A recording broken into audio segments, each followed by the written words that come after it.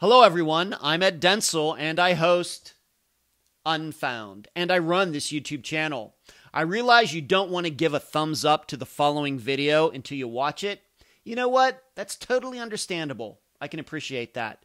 But what you can do right now is subscribe to this channel. The button is right there. Thanks. Belinda Brewster was a 26-year-old from San Francisco, California. She had 3 children and many siblings. Sometime in January 1991, Belinda left her sister's house, saying she was going to the store and she would be right back. Belinda never returned. She was never seen again. I'm Ed Densel, and this is Unfound.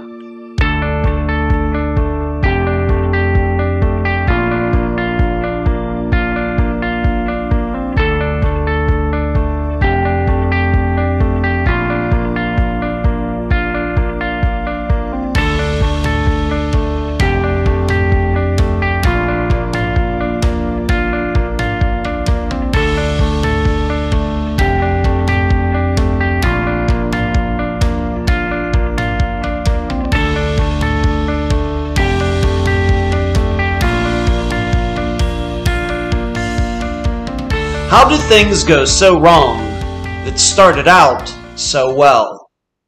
As a single guy who's never been married, that's the question I ask myself every time we have a disappearance of a wife and the husband is the most likely suspect. All the money spent on the wedding, the cake, the venue, the honeymoon, the limo, the food, those 2 people smiling for all those expensive photos, and years later, the one smiling person has surely caused the other smiling person's disappearance. It just doesn't seem possible. And many of these happen just as the relationship is breaking down. As you all know, we've covered many cases like this. Too many.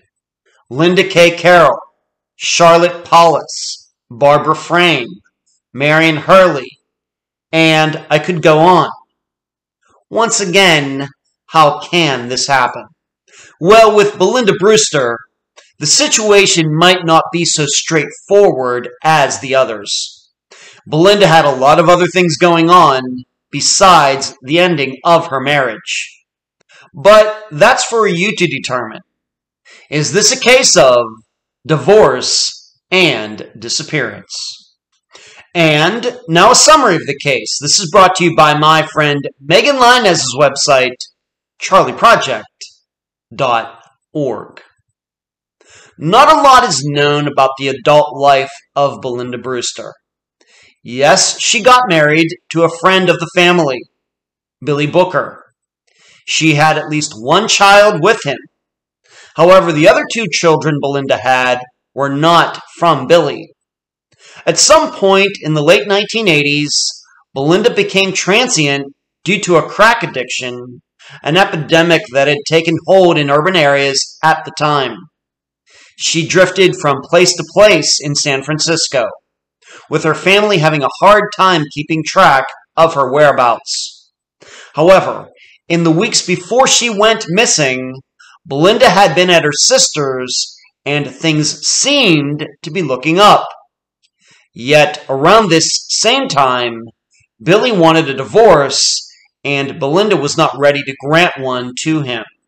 So, as best as anyone in Belinda's family can remember, in late January 1991, Belinda was at her sister's. Belinda said she was going to walk down to the store and she'd be right back. She never returned. However, her family's concern didn't immediately rise due to Belinda's history of problems. They thought she'd turn up sooner or later alive somewhere. Belinda was never seen again. Once the police report was filed, they didn't have much to go on. Although Billy was asked about Belinda's disappearance, the best anyone can tell is that at the time this happened, Billy was in jail, although that information in 2022 is still not solid.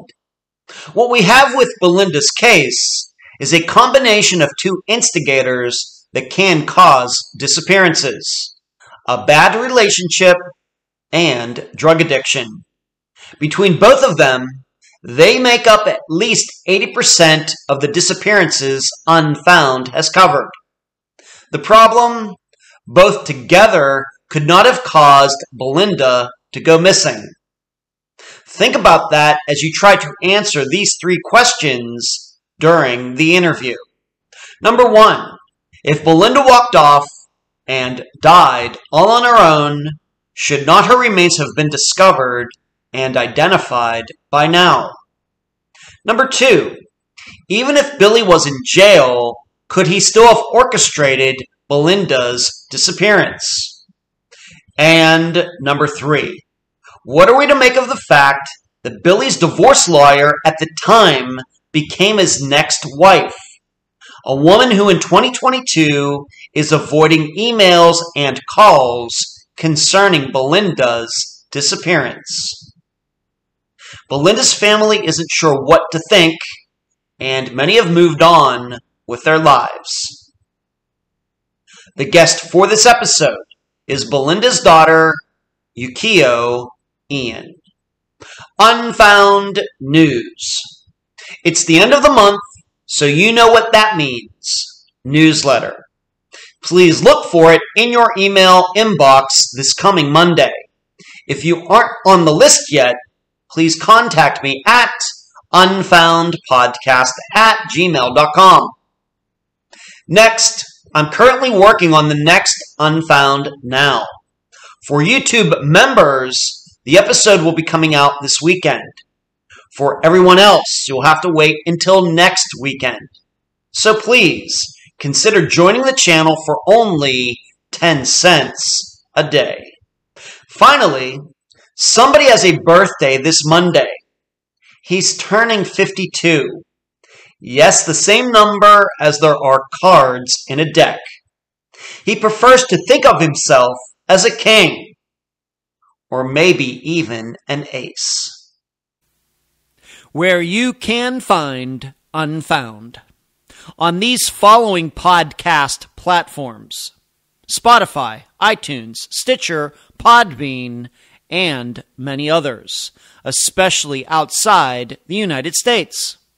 Social media sites: YouTube, Facebook, Instagram, Twitter, and the newest one, TikTok.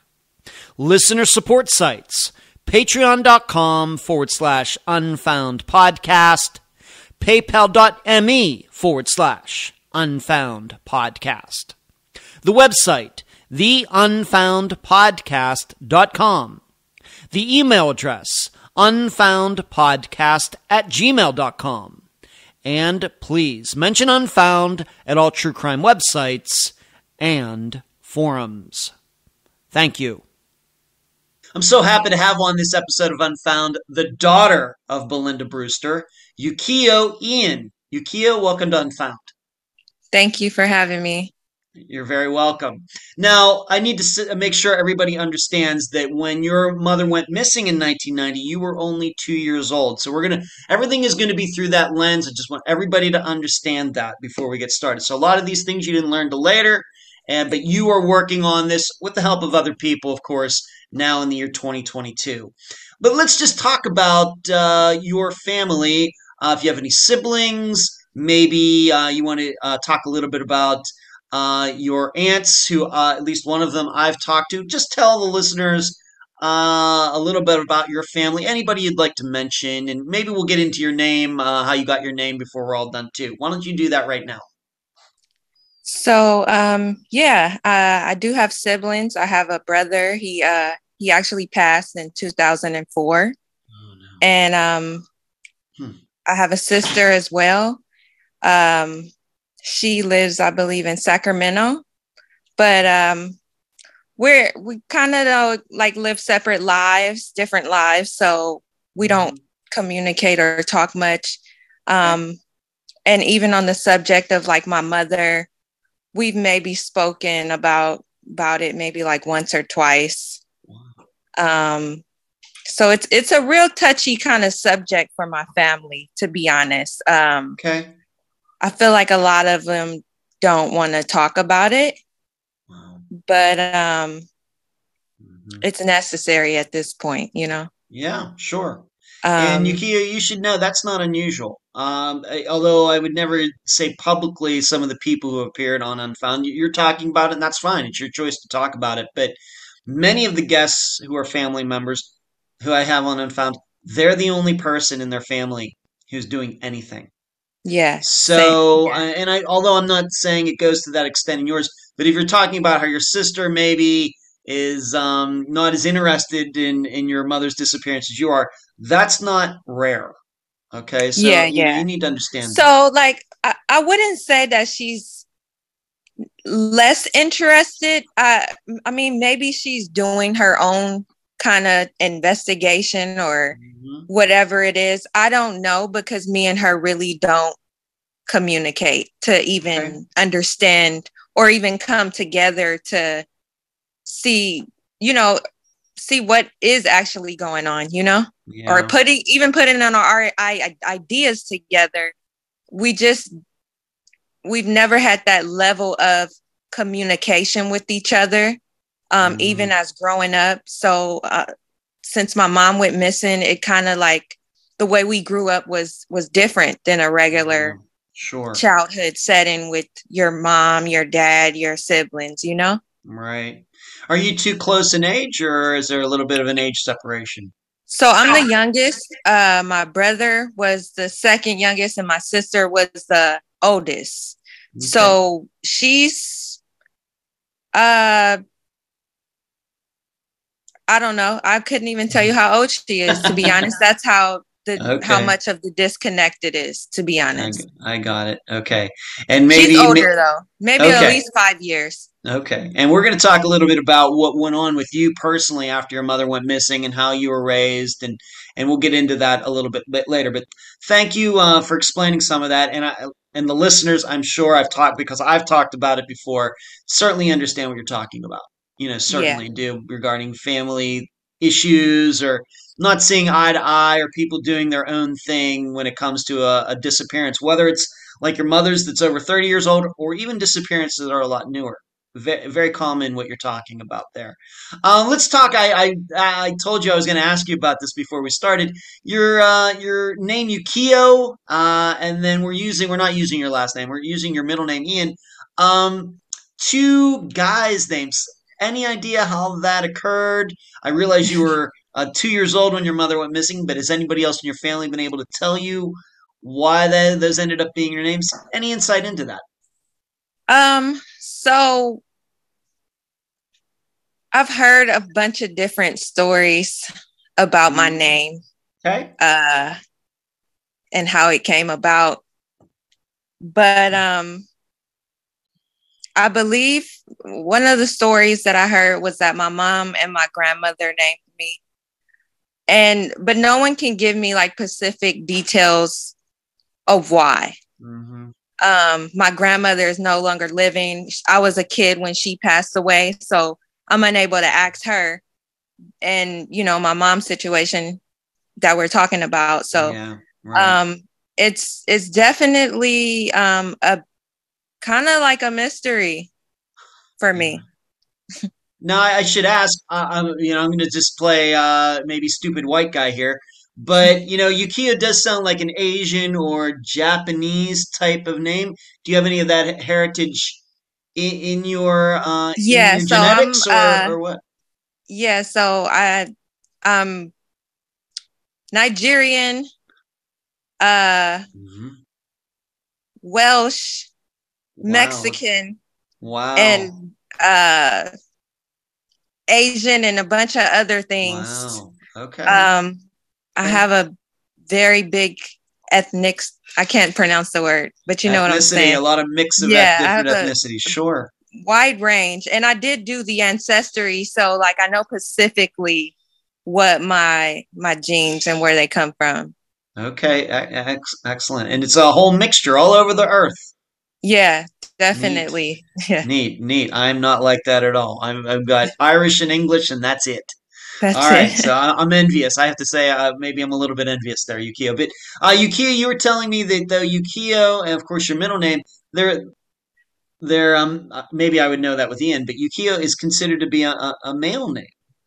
It is. It's a male Japanese name. Is it? Okay. And it means snow in Japanese. Okay. All right. Thank you. All right. That's very interesting. The listeners know that when we either have a missing person with a unique name or a guest with a unique name, I always like to talk about that because I think sometimes a lot of listeners wonder too. So, okay. Thank you. Right. All right. Let's talk a little bit about your mom. Remembering, of course, you were 2 years old. We've established at Unfound that probably humans' earliest memories they can think back to maybe 4 or 5 years old. But what have people told you about your mother over the years? Maybe in doing the work you're trying to do to find out what happened to her, maybe things you've learned or what have people told you? What can you tell the listeners about your mother? So my mother, everything that I'm going to tell you is just secondhand talk because I've never met her. I've never seen her as far as I can remember. So, I mean, I heard she was a really nice woman. She had me, my brother, and my sister. And she was, doing all she could to raise us back in the 90s and 80s. Yeah. But to me, it seems like my mom kind of fell victim to like the crack and drug epidemic and kind of lost her way. Yeah. Around that time. And I feel like it was a lot of my family members like kind of like on drugs and kind of out there doing, whatever back in the 90s. So it kind of probably destroyed who my mom was. I don't know. So like, I'm just saying things from as far as what I gathered about her and her situation. I feel like maybe she tried to take care of us as best as she could, but it just was so many things happening around that time that kind of probably made it impossible for her to do that. So yeah, my mom, I don't really know what to say about her. I just that's fine. That's fine. Maybe you could talk about this. Maybe does she have any siblings? And like I said, maybe we'll get into this later. But your mother's sister, of course, raised you. How many family members, sisters, brothers did your mother have? Have you gotten to know all of them? What can you say about that? So yeah, I do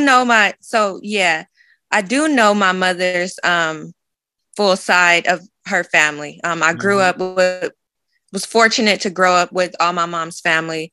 My mom has, I believe, I want to say 13 brothers and sisters. Yeah, I have a really big family.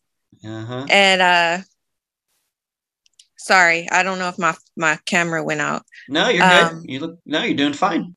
Okay. Yeah, so she come from like brothers, sisters, a big family. And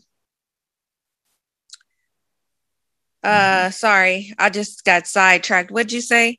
I'll ask you again, no problem. Just maybe tell the listeners a little bit about your mother's family, her brothers and sisters. How many of you have you gotten to know? How they affected you? What have they told you? What can you say about them? So my mother's sister raised me, Paulette Brewster. And her and my mom were really close.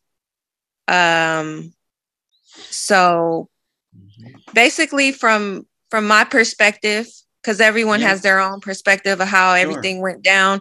My mom, Paulette, because I call her my mom. She raised me since my mom disappeared. All I known was her. That's all I grew up with. And my uncle, which is my dad. He raised me as my dad. But my mom, Paulette, she's the older sister of my mom, and she kind of took care of like me, and not just me. She took care of me and my cousins, because like I say, a lot of my family members was on drugs back then and weren't able to, take care of the kids that they were having around that time. So my mom, Paulette, she stepped in and took care of everybody's kids. It wasn't just me. And I thank her for that, for raising me, because she had her own two. She only had her own two biological kids, and she ended up raising a bunch of kids, and I love her for that, and I salute her for that. So yeah, she kind of took the role as a parent when my mom disappeared. I have an aunt who's a judge. She's that's so impressive. Very impressive. Yeah, she's a judge in Oakland. She's been a judge forever, as long as I can remember. Her name's Gail Barriola. And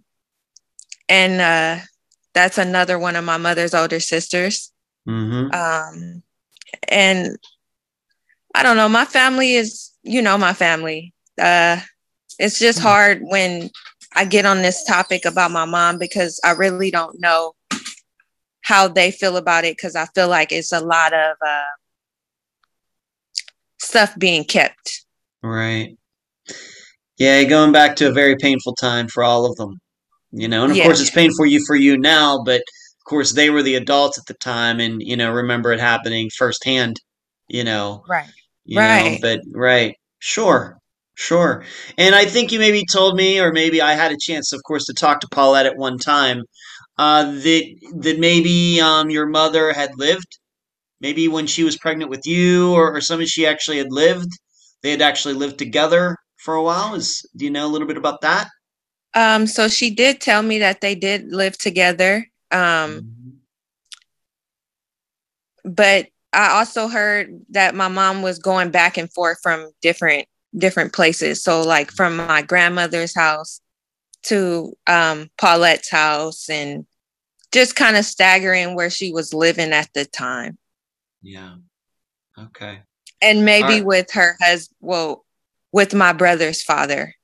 Yeah, we're going to be talking about him in a second. Yeah.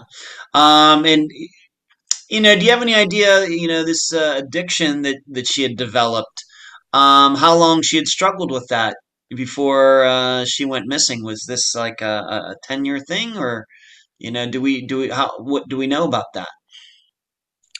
To my knowledge, I'm thinking maybe the last couple years. Wow. From, I guess, ranging from like 91 to from 90, 89, 88. Wow. All those years were probably bad years for her, I would suppose. Yeah. Okay. To my knowledge. Okay, very good. And that must have been maybe tough for your aunt or your mother. You call her your mother now, Paulette, knowing that she was involved in that, but still taking her in, and giving her she was struggling with it. Okay, let's move on to this. We're going to talk first about this guy, Billy Booker. He's going to play maybe a little bit of a prominent role later in this discussion, but we're going to talk about him. What do you know about him? What have you learned about him? He and your mother were married. In fact, I think he is the father of at least one of your siblings, maybe your brother, but not you. What can you tell the listeners, just in general, about Billy Booker? So I've never met Billy in my life. I don't think anyone in my family really cares for him too much, just because of the unsureness evolving around my mom's disappearance. A lot of my family members, or not even a lot, but my mom in particularly, Paulette, she feels like maybe he had something to do with my mom disappearing. And I think I'm not sure. Like I'm just not sure about him. I tried to reach out to him to You have. yeah, I did try to reach Okay. out to him some Okay. years ago on like Facebook or something just to see if he'd, Yeah. be willing to talk to me to just Yeah. kind of see where his mind was at with the whole situation because like I don't know anyone who's talked to him about my mom disappearing. So I just tried to Right. do it myself. Like, why Sure. not? Sure. But when I did that, he just was really weird about it. And Mm-hmm. I decided to not even reach out any further because the conversation just went from like, hey, I'm Belinda's daughter. Let's talk. And at first he was like, oh, okay. And then it was like, no. And I don't know. It just was weird. I Sure. just didn't even want to entertain the idea of talking to him anymore after he just kind of was Okay. sending me weird messages of like, oh, no, I don't think we should talk type of deal. And I'm like, Okay. okay, well, why not? Yeah. Why not? Yeah. But yeah, so him and my mother were together for a while, a long time. I guess after she was with my sister's dad, Mm-hmm. she married Billy and got with him and had my brother. They were Mm-hmm. together, I would suppose, for a couple years. But to my knowledge, I feel like they were in a very bad, abusive, drug relationship, toxic Mm-hmm. relationship. That's what I get out of it. Mm-hmm. Um, and Mm-hmm. Yeah, and I was told, once again, I think by your mom, Paulette, that that maybe they had all, your Paulette, she had known even Billy before the two got married. yeah, He was like a guy from the neighborhood that kind of they yeah, all grew up with, something that's like that. yep, yeah. They Right. definitely knew each other for grew up together. Mm-hmm. He knows a lot of my family members. He knows a lot of my uncles, and stuff Okay. like that. And then in San Francisco, like where they grew up, everybody kind of knows each other. Mm-hmm. So yeah, he was someone known around Okay. the family, Okay. Very. definitely. But he, like I say, he treated my mom like trash and beat Mm, her up and did all kind of stuff. And it just wasn't a good relationship, no, it doesn't sound from like what it. I've heard. Right. Okay. So we just have to establish, yeah, they two had known each other for a long time. And in fact, once again, kind of from the neighborhood, your family had known him even before Belinda and he got together and got married. And them being married is going to play a role here in a moment. But I do want to move on to this. And once again, I realize that this is an opinion that people have, yourself included, but I have to ask. Is it your family's opinion that it was Billy who kind of led your mother Belinda down that path to doing drugs and even possibly getting into prostitution? Is Yes. an opinion that your family now has all these years later? Maybe held it back in the 90s too, but even to this day, Right. this is something they think. Yeah, I would definitely say that. Hmm. Definitely. Hmm. Anything specific that Paulette or any other of your family members specifically have told you about that? Maybe I'll ask you this: did your family know that Belinda was doing this, in the late '80s into early '90s, or was this something that she kind of kept quiet?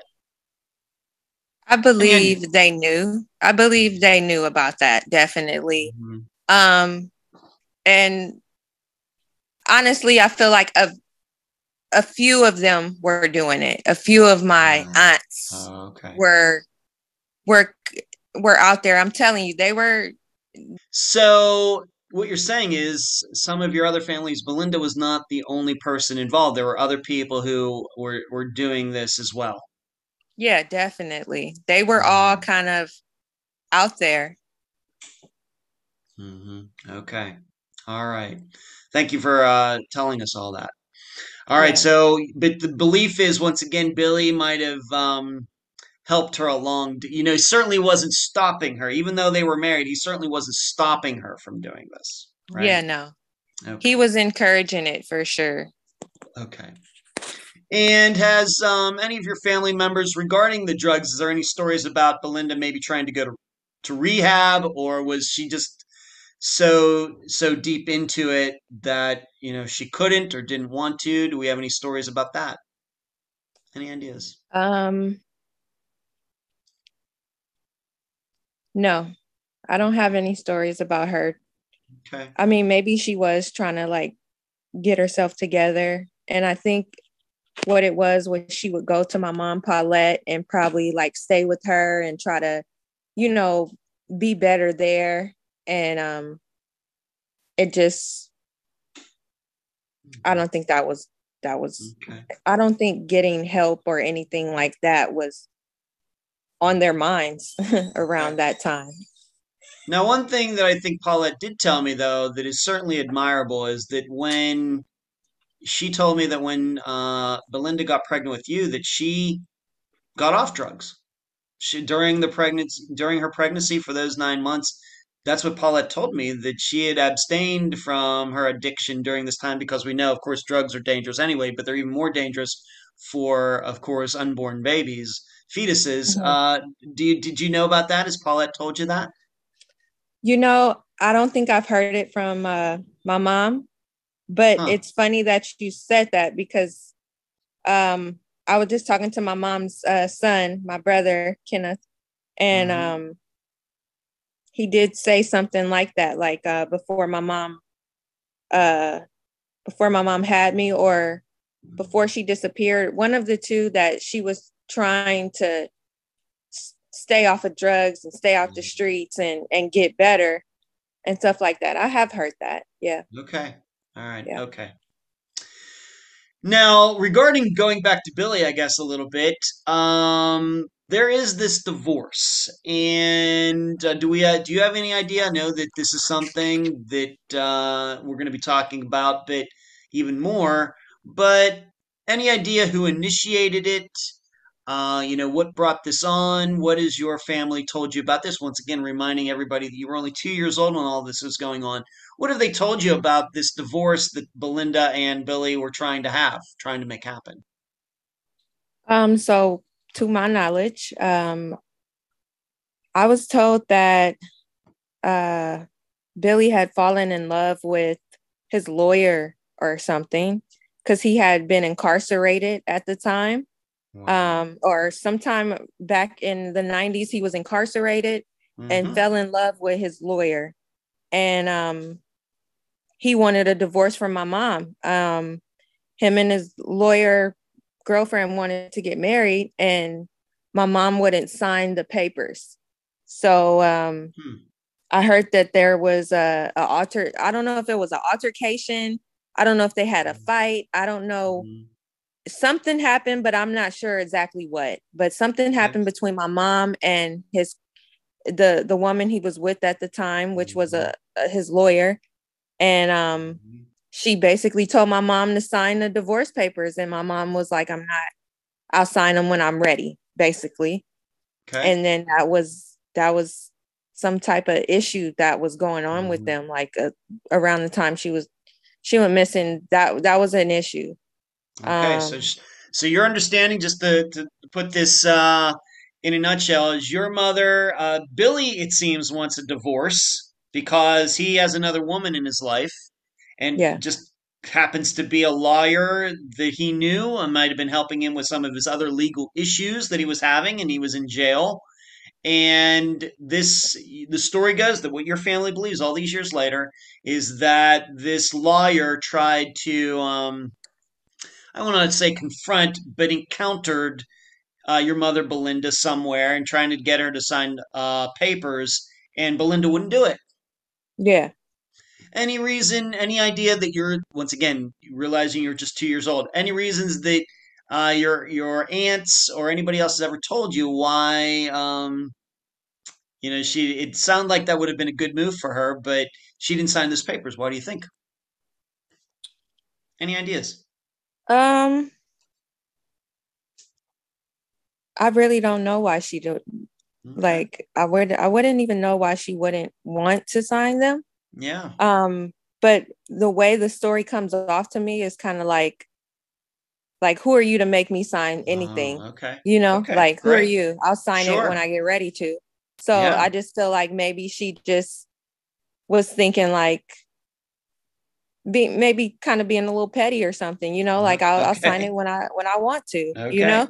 That's possible. That's what I would think. That's what I was getting out of it. But then again, it could have been something, as you know, like maybe her and Billy were still involved. Maybe she still loved him, you know, like it could be so many different things. Okay.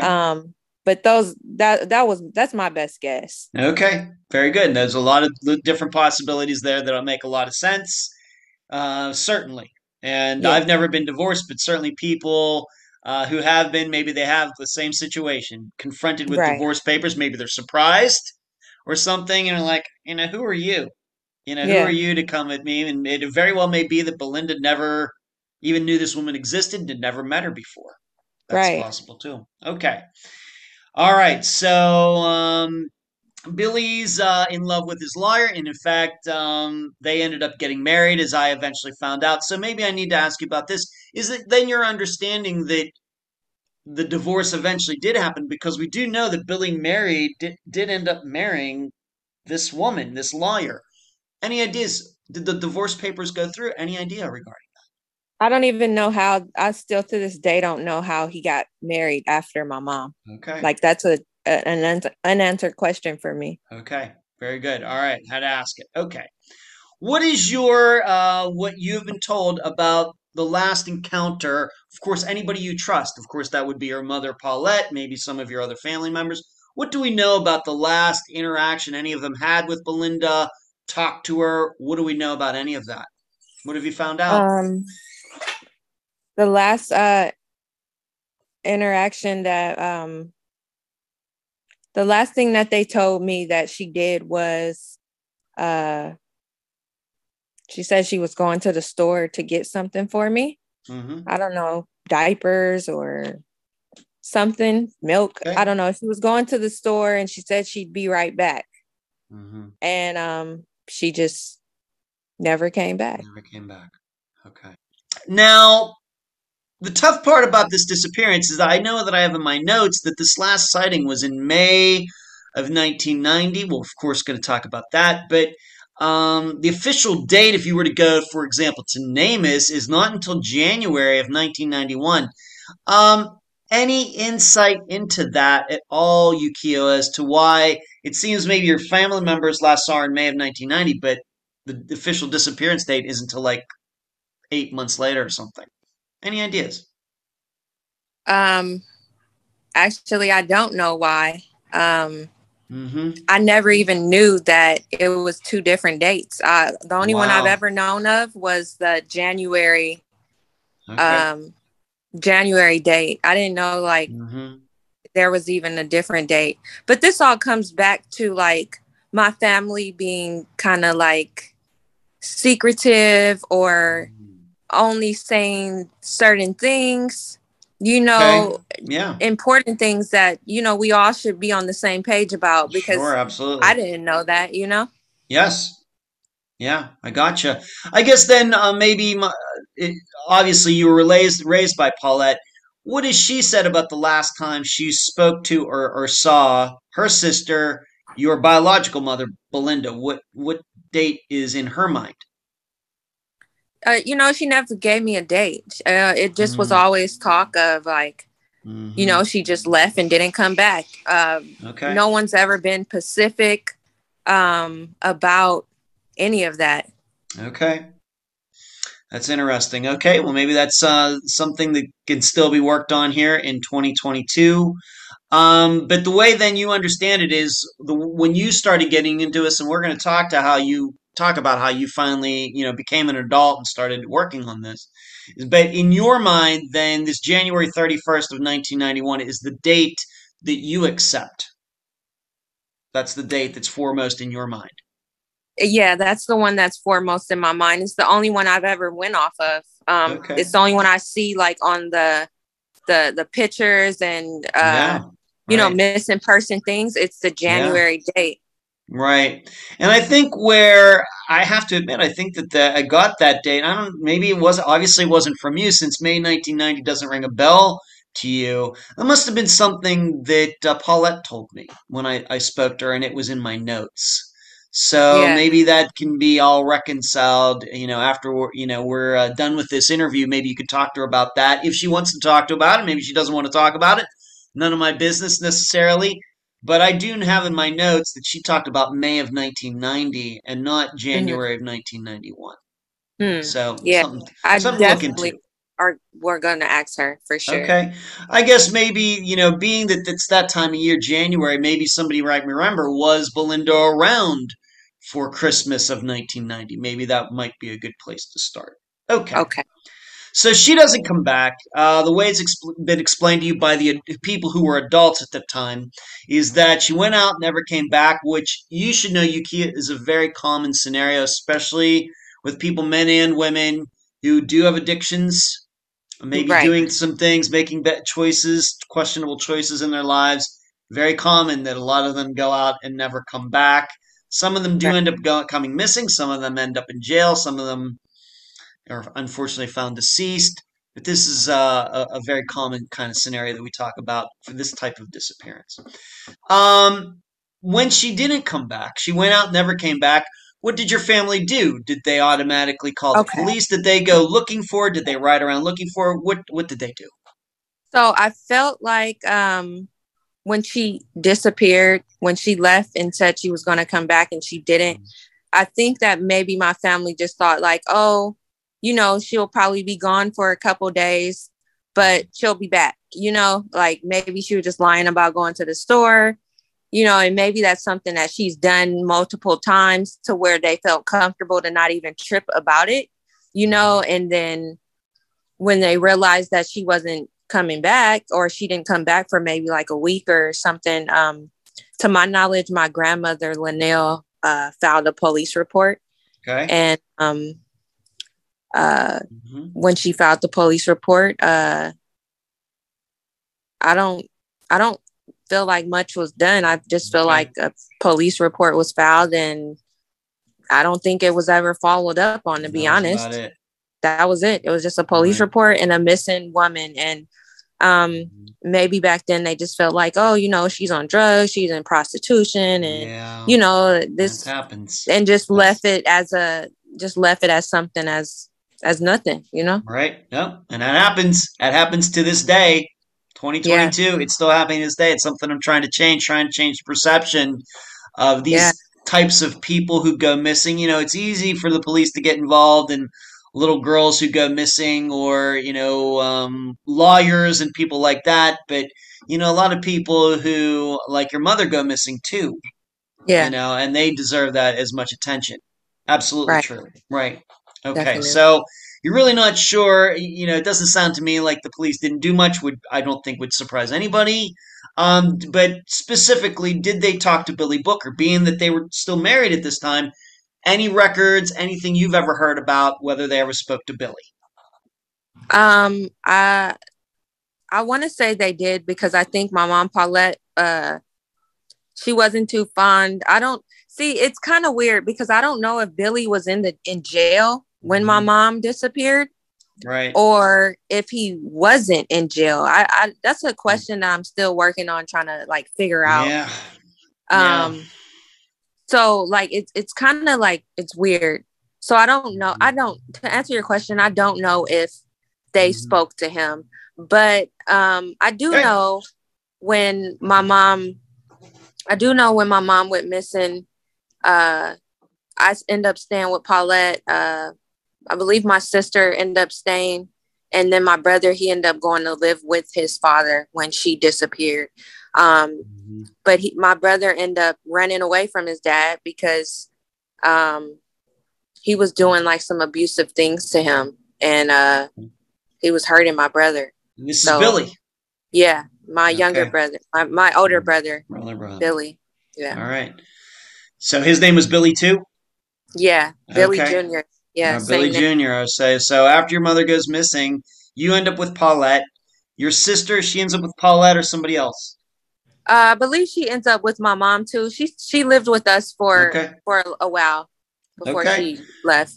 Okay. But then, given that Billy had a different father, I guess, than you did, he ended up going to Billy, who was around, and Yeah, so you did not get raised with him. no, I didn't get raised with him at all. He knew. Uh, I don't know how long it took for him to figure out I wasn't his child. But I'm pretty sure, like, when she had me, like, I looked nothing like him. So I'm pretty sure he was like, that's not my child. And then they did end up doing a DNA test years later, and verifying that he wasn't my dad. Yeah, Okay. but my brother ended up going with his dad. And I didn't even know I had a brother until, like, later on in my life. My. Oh my. Yeah. Okay. Until he ran away from home. Until he ran away from his dad, that's when I found out that I had a brother. Wow. Okay. Yeah. Thank you. So, being once again 2 years old and your mother goes missing, when did it become like a thing in your life, like popped into your mind that you kind of knew that your mother, who bore you, um, was missing? That you maybe started to understand she's missing, like that is a thing actually in life. When did that start registering to you as a little girl? Um, Probably when I was about like maybe like 13 or 14. Wow. And the Hmm. only, like, I always knew, like, I don't know how to explain it, but I always knew that my mom wasn't my mom, because she didn't hide it from me that she Hmm. wasn't my mom. You know, Yeah. she would mention her and everything. She never kept that from me. It's just, I felt like she just didn't know how to go away about saying it to me. Right. But other family members would say things and I would hear them saying stuff, or like, for example, my mom's other sister, I would go and visit my cousins and I would call my mom, and she'd be like, don't call her your mom. And like, they'd have their own little reserve about the situation, you know, and it made me question, like, what are you talking about? You know, like, so that's when I kind of start like wanting to know more, like, okay, what's going on? Like, what's happening here? And then my mom ended up explaining it to me, not very detailed, but just kind of vaguely about, Hmm. like, your mom's missing and stuff like that. So that's kind of how I found Okay. out. It wasn't Okay. it wasn't easy. No. It wasn't an open discussion. Right. How did that Yeah. emotionally hit you at that time? How did you feel about that? When you were told. Uh really confused. I was unsure. And then when I met my brother, I didn't know what it was I'm like, Hmm. a brother, like, I have a brother. Like, Yeah. I didn't know that. And I just was a really confused child growing up, to be Okay. honest. It just was Yeah. confusing for me. Okay. Confusing. Okay. Now, of course, you're of course an adult now, Yeah. and when did you start kind of making this kind of a mission? And as you've already stated, it sounds to me like you were one of just a few people in your family, even though you have this huge family, very lucky for that. One of the few people who are trying to figure out what happened to Belinda. When did you start working on it? How did you decide that you were going to start trying to figure out what happened to her? Was that something that took you a long time to decide to do, or was this just as soon as you turned 18 or as soon as you turned 21, it was like, yes, I'm doing it. How did you come to that decision? Um, well, before my brother passed, he would always say stuff about, like, I would have talks with my brother, and like, some of the conversations we had about, like, my mom disappearing, Hmm. he would always say, like, he felt like his dad had something to do with her disappearing. Oh, okay. And I don't know the extent and what my brother went through or what he saw back around that time, because he was, old enough to remember a lot of Yeah. the things that was happening back then, when she was, when it was in the prime of her missing. So, Yeah. like, I'm he knew a lot more than me. So, like, when we would had that discussion, and he felt like, his dad had did something, It just was always in my mind to just kind of figure out, like, damn, did he really have something to do with it, you know? So when I got old enough, I want to say maybe like 26, 27, around the time I was living in Vegas, when I moved to Vegas, I just felt like I needed to do something. Like, I just can't like live my life, for one, not knowing who I am, and for two, like having a parent that's just missing, and it's just like everyone's just went on with their life, like, you know, like it was nothing, like it's just another day, you know. And you know, like I just want some answers to kind of identify of, you know, like who I am and what happened to her, like, because she deserves at least that, you know. Right. Sure.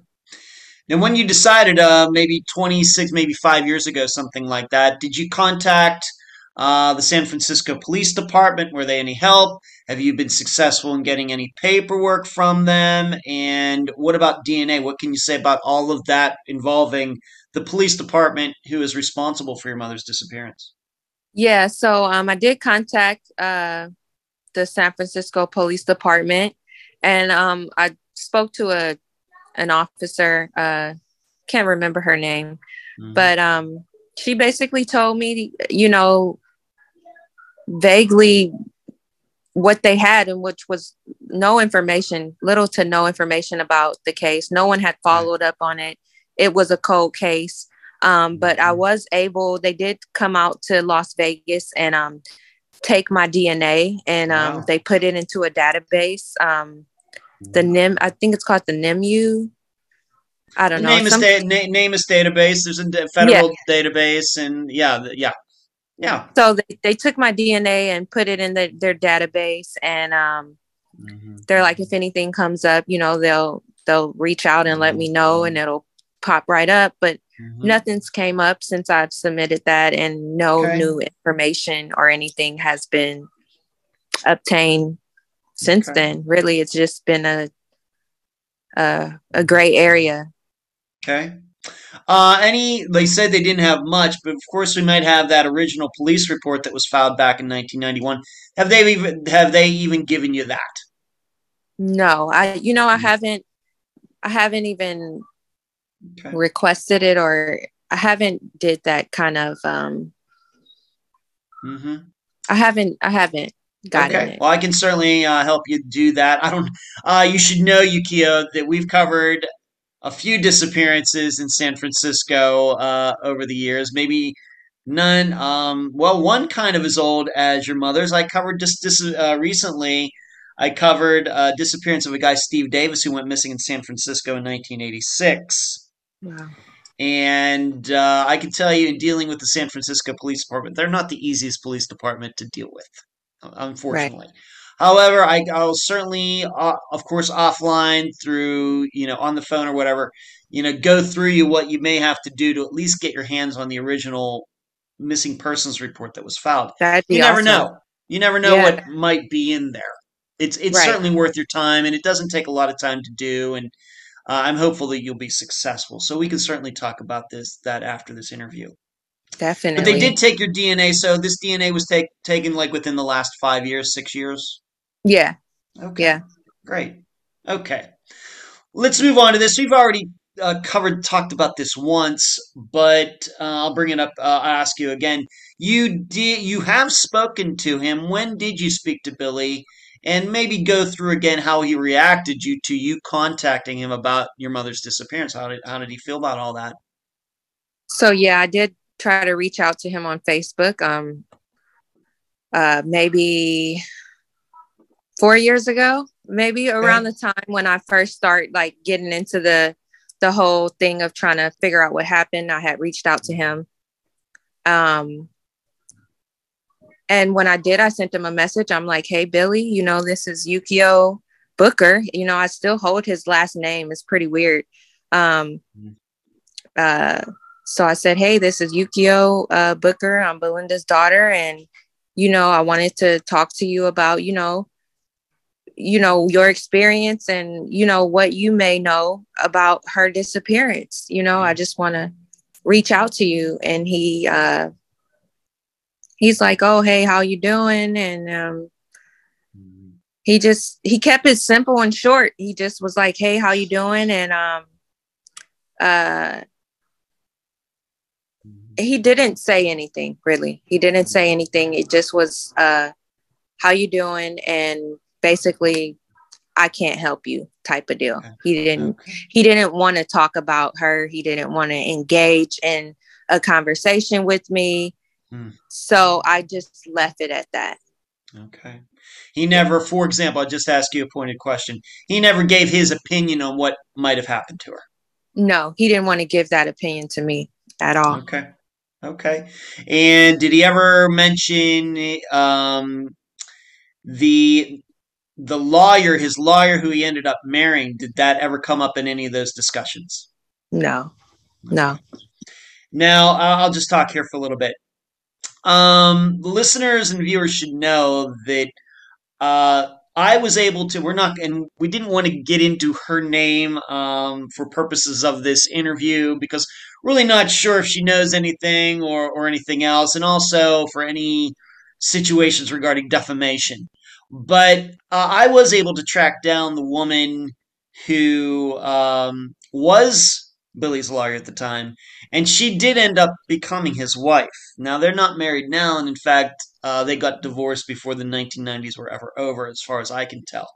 But I was able to track her down, and she is still a lawyer, and she was a lawyer at a school. I had given this information to Yukio maybe a month ago, maybe 2 months ago now. And we're doing this interview, by the way, on July 18th, 2022. And Yukio and I sent this lawyer messages where she was working, and she ignored all of them. And maybe, Yukio, you just want to talk about, you even called, we're not going to get into where she was working, but you called this establishment and maybe explain what happened when you called this establishment looking for this woman. Yeah, so it's pretty weird. I called and I asked for her. I didn't mention anything of, my purposes of calling because I didn't want to scare her away. Sure. So I just called, a regular, hey, I'm looking for such and such, and is she available? And the person on the other line, and I'm not saying that it was her, but now that I look back, I feel like it was because the receptionist on the line was asking me like, well, what are you calling for? And I'm like, well, I would like to talk to her personally to discuss what I'm calling for. It's not that big of a deal. It's not that serious, but it is important that I speak with her. And they just the woman on the other end just kept kind of asking me like, well, what is it about? What do you want? And it just felt to me that I was talking to her, but I can't verify that. But I wouldn't go into detail with that receptionist about my call. I just told her like, have to. Right. I just kept telling her, hey, can I leave a message and can I leave the number and she can call me back? And she's like, yeah, well, but you can tell me what it's about. And it just felt weird. And I kind of let it go. I left a message and was like, just let her know that my name is such and such and I'm trying to reach out to her. And I just left it at that and I hung up. And I didn't get any responses after that. I did send her like a final message from the emails that I was trying to contact her at after that. And I just basically sent her an email saying, if you can just find it in your heart, to talk to someone about your experience and anything you may know about, my mom disappearing. If you can just find it in your heart to just, let us know if you know anything, if anything. If not, then hey, go on with your life and, prosper. But I mean, you do play a part in this scenario of whatever happened. So why not? Like, let's get it all out in the air. That was just my only thing with it. Yeah. And the listeners should know that the number that I had gotten for is a direct number. She was working once again at an establishment, an institution in which Her name is listed, her email address for that establishment is listed, and her direct phone number, and that is the phone number that Yukio called. And I think we all have an experience of calling someplace like that. If it is a receptionist, the person will ask, what is this pertaining? If you don't want to say, the receptionist usually will say, well, I'll just send you right to her voicemail. Did this person who answered the phone ever say, well, I'll just give you your voicemail and you, No, none. no, it wasn't that kind of call. And I didn't know Right. that was even a direct line. I thought it was just, like you call and you'll talk to someone before you talk to the person. So that's interesting to me. Yeah. But yeah, that wasn't an option. It wasn't a leave a voicemail option. It was like, what are you calling for? Like, Okay.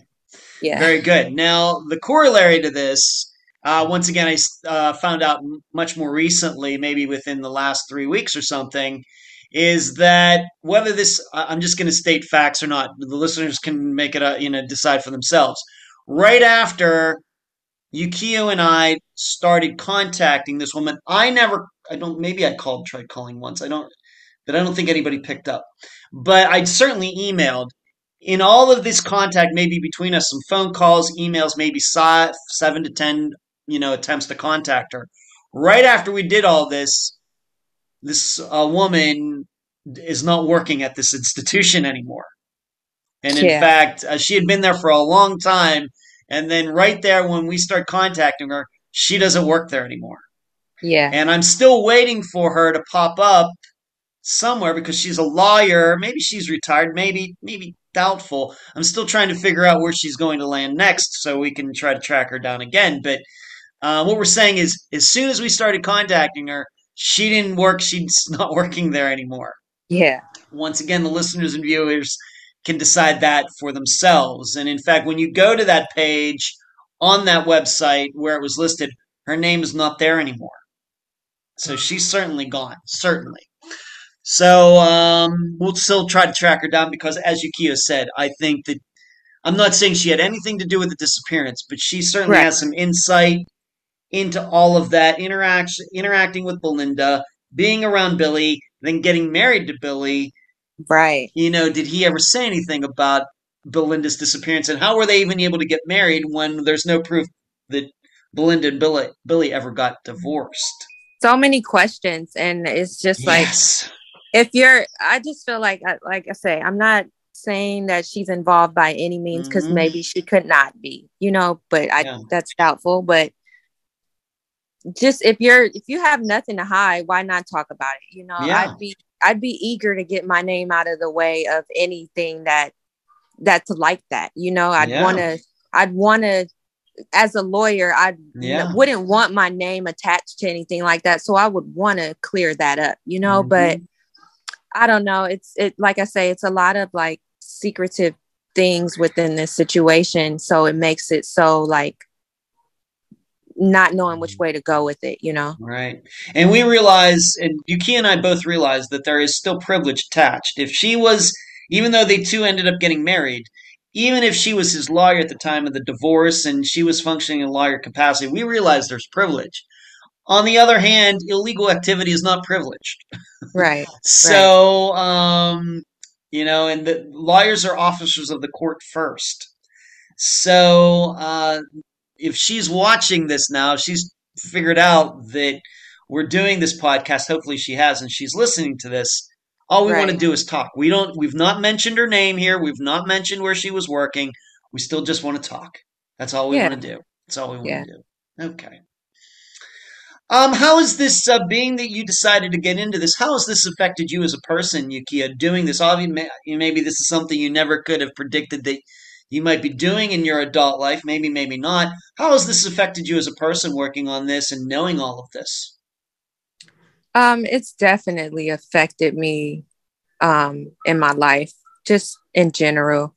But for me now, it's just more of just finding more truth to myself. When my mom disappeared, I still don't know who my dad is, because she disappeared.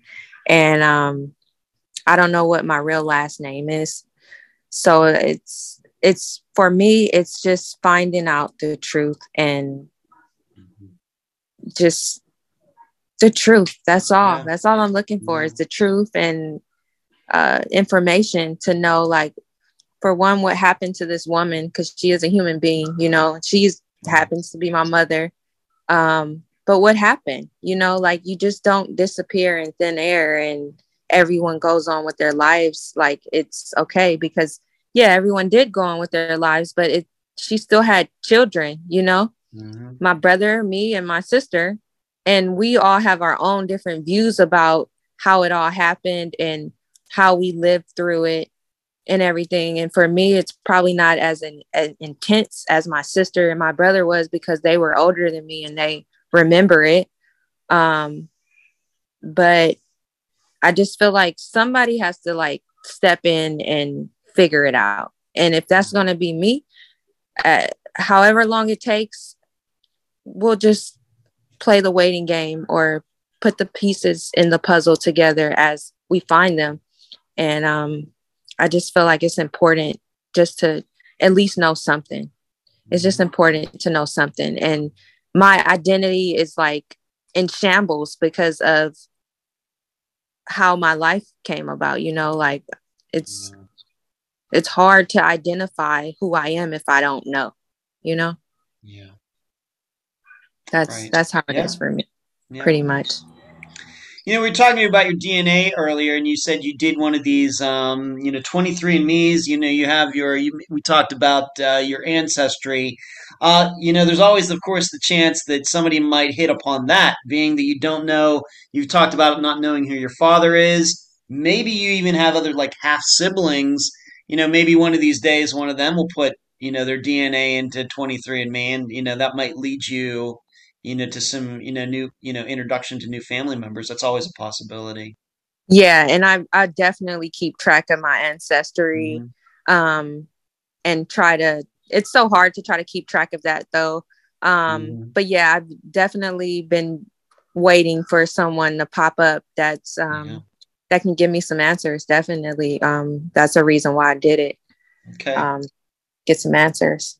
Yeah. Do you have a website, Facebook page, anything like that set up for the work that you're doing on your mother's disappearance? Anything like that, Yukiya? You know, I don't. Just because it's a touchy subject. So Okay.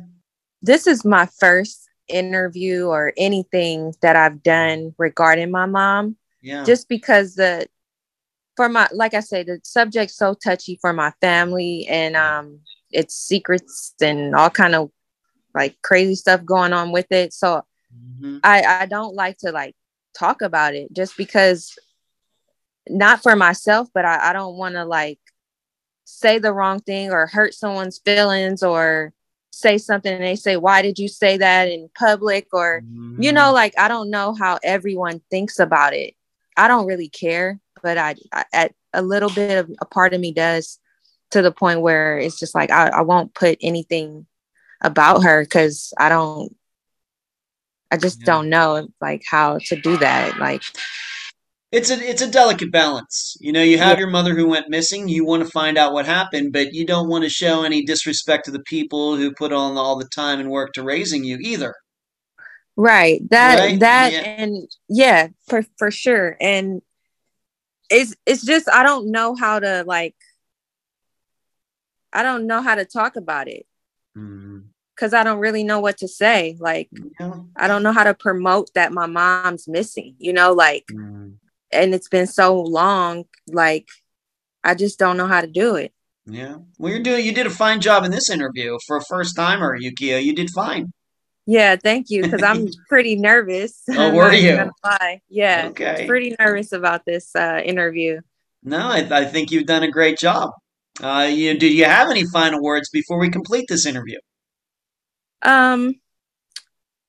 Well, just if anyone who's listening to this has any information about, my mother missing from, I know it's been 30 years or something like that, 30 something years, but there's someone out there that knows something. There was someone there was someone around, and, if you know something, just at least give us something, you know, like let us know something. And my family too, like if there's stuff that's being withheld and being secretive about, like it's no point in doing that, because, you know, we just want to know the truth of what happened. I want to know, for me, for my brother, for my sister, you know, for my family. But yeah, I just hope it's a good outcome. That's all. I'm wishing for the best for my situation. Me too. And I'll continue to help you in any way that I can. You know, with my insights and just trying to track people down. Of course, like this lawyer who knew Billy, who was in a relationship with him. You know, we'll continue to do that. Maybe I think it's still probably the best lead in all of this. So we'll continue to work on that, even well after this episode airs. I promise you that, Yukio. Promise you. For sure. Thank you. I really appreciate it. And I appreciate you being on this episode of Unfound. Thank you, Ed. You're welcome. And that was my July 18th, 2022 interview with Yukio Ian, daughter of Belinda Brewster. I thank Yukio for appearing on both audio and video for this episode. I thought she did a spectacular job for it being her first interview ever. There's not a lot of analyzing I can do in this summation. We don't have a lot of facts. We have no timeline. These were the days before cell phones, email, and social media. And given Belinda's adult life, she could have gone on living for several months and simply chose not to ever contact her family again. Or she could have died either by foul play or overdose or accident on the last day her family saw her. But I have no idea how I can determine what the best choice is, given the lack of information. What we do have, though, in 2022 is a very good lead. That being Billy's divorce lawyer. In fact, his wife after Belinda. So I just want to say this to her because I know she will somehow eventually hear this episode. I want to assure you that Yukio and I will never mention your name publicly. We understand that in your profession, it probably wouldn't look good that you married a client who ended up having a long criminal record. You were young, it was the 90s, we get it. However, Belinda Brewster, the wife of Billy Booker before you took that title, is still missing. You had at least one interaction with her, very close to her disappearance date. I'm sure you and Billy talked about her. So I just have some questions. What did Billy say about Belinda's disappearance? Did you ever suspect that Billy had something to do with Belinda's disappearance? How was it that you and Billy were able to get married even though Belinda went missing before the divorce was final? Did you have any interaction with Belinda after January 31st, 1991? As Billy's divorce lawyer, how did you go about trying to track Belinda down after she went missing? You can email me at unfoundpodcast@gmail.com with the answers to those questions. Please think about it, because I know you have important answers for both the divorce and the disappearance. For the audience, I'll leave the theorizing up to you. And that's the program. Right now, while you are in your podcast platform, Spotify, YouTube, iTunes, wherever, give Unfound a 5-star review, a thumbs up, whatever that platform allows. I thank you for listening. I'm Ed Densel, and you've just finished this episode of Unfound.